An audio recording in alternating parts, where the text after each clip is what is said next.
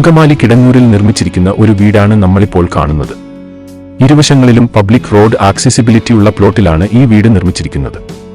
10 സെന്റ്സ് പ്ലോട്ടിൽ 2800 ചതുരശ്രടിയിലാണ് ഈ വീട് നിർമ്മിച്ചിരിക്കുന്നത്. ആഡംബരമായ വീട് അന്വേഷിക്കുന്നവർക്ക് ഏറ്റവും അനുയോജ്യമായ പ്രൊജക്റ്റാണിത്. 4-5 കാറുകൾ അനായാസം പാർക്ക് ചെയ്യാവുന്ന മുറ്റമാണ്.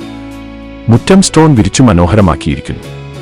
1 കിലോമീറ്റർ സഞ്ചരിച്ചാൽ MC റോഡിൽ എത്താവുന്നതാണ്.